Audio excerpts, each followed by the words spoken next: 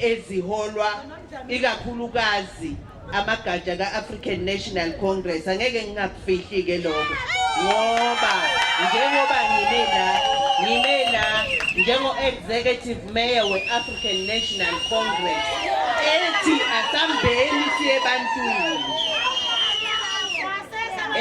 Ngiyanisalutha nani ma-leaders enkhona. Ngizobingelela ke sinabo somabhizinisi abakhona abangabomama abangaphakathi kwethu. Ngiyanibingelela nani bosomabhizinisi, ngiyakubona sine ukhona. Ngaphandle ke kokumosha isikhathi, ngicela ukunibingelela nonke bomama ngokuningi beni. Sanibonani. Sanibonani yebomama.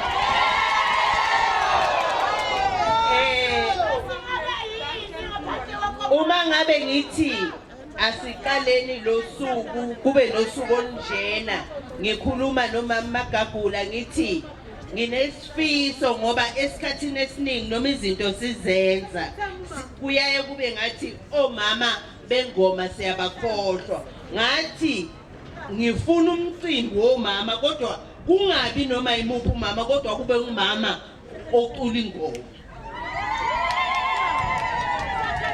Esikhathini esiningi siyaye sizenze ingoma. Uma sizenza izingoma kuyaye kube khona labantu besilisa sibukele bona sishayele bona izandla bese sekuyaxaka ukuthi uma ngabe sino executive mayor umuntu wesifazane azi ukuthi kukhona bomama bengoma uyobanaka nini labo mama.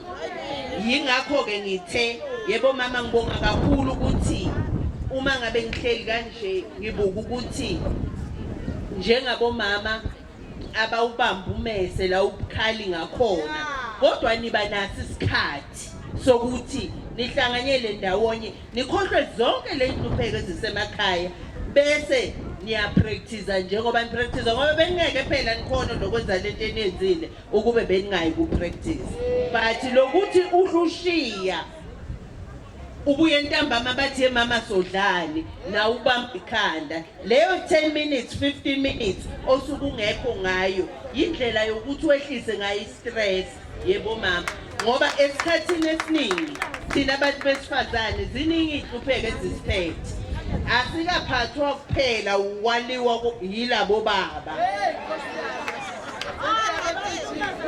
asikaphathwa kuphela ukhulisa ingane ezilahlwe yilabo baba khathi basilahla kodwa siphinde futhi sibe nezifo zabo high nabushukela nako konke bese kukhuphuka konke ungakwazi ukuthi makukhuphuka kuyofika kugcineni.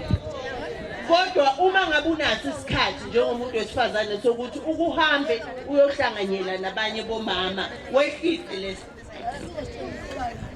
okunye futhi okusenze saba kanje yilokuthi sifuna ukufundisa abomama ikakhulukazi nge-gender based violence.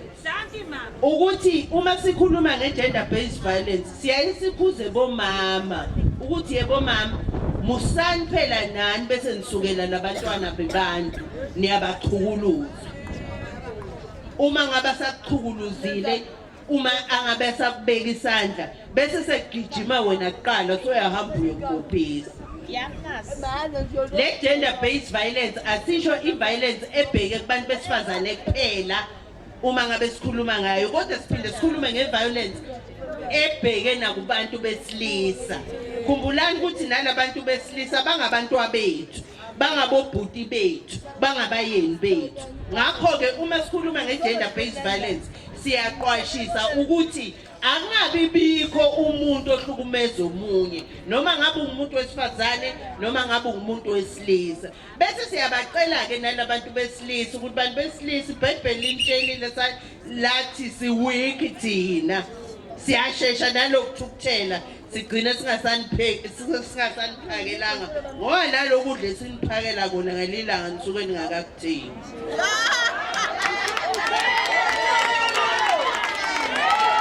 Manje musani ukuvutha inhliziyo ukuthi ngizophakela abantwana khathi ungekho ngigeza amabhodo ngifake izitsha mawufike ekhishini ufike kuclean kanti esuthi